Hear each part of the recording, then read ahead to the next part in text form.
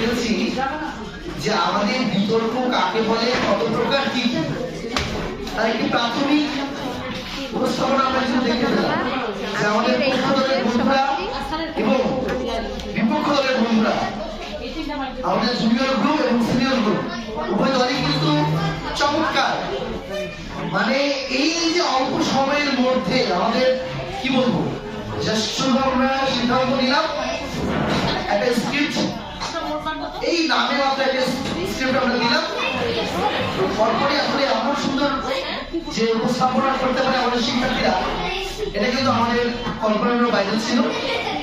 পরিশেষে তারা এত সুন্দর উপস্থাপনা করেছে এবং আমাদের ম্যামদের অসংখ্য ধন্যবাদ, তিনারা এই অসময়ে আমাদের সময় দিয়েছেন, শিক্ষার্থীদের সময় দিয়েছেন।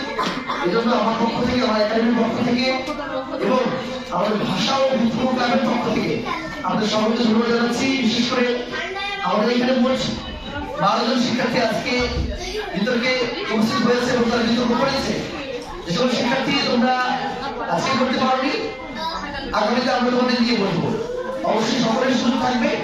আমরা চেষ্টা করবো আমাদের যে জ্ঞানগুলো রয়েছে সেগুলোকে উপেক্ষা করে পূর্ণাঙ্গভাবে সুন্দর করে আমরা যেন ডিসিশনকে ডেকে নিয়ে এসে আমরা যেন আমাদের একটা বিতর্ক আমরা উপস্থাপন করতে পারি, সে প্রত্যাশা থাকবে।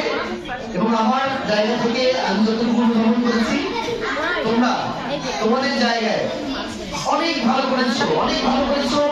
আমরা জানি যে বিষয়টি ছিল প্রযুক্তি শিক্ষাকে সহজ করেছে, এর পক্ষে এবং বিপক্ষে অসংখ্য যুক্তি রয়েছে। আমাদের শিক্ষার্থীরা করোনাকালীন সময়ের কথা বলেছে, মোবাইল ফোনের সঠিক ব্যবহার সম্পর্কে বলেছে, বিভিন্ন তথ্য কিন্তু তারা কি উপস্থাপন করেছে যেগুলো আমাদের কি অজানা ছিল।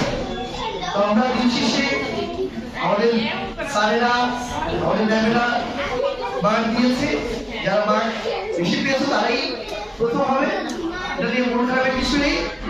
আমরা শিখতে এসেছি, যারা ভালো করেছে তাদেরকে আমরা অনুসরণ করবো, স্যারদের কথা শুনবো, এই প্রত্যাশা করছি। আমি আমাদের দুটি বিতর্ক হলো আমাদের জুনিয়র গ্রুপ এবং সিনিয়র গ্রুপের, এই বিতর্কের ফলাফল ঘোষণার জন্য আমি আমাদের ম্যামদের অনুরোধ করবো আপনারা আমাদের ফলাফল ঘোষণা করুন এবং আমরা ছোট রাস্তার মধ্যে আমরা আজকের এই আয়োজন শেষ করব। ধন্যবাদ।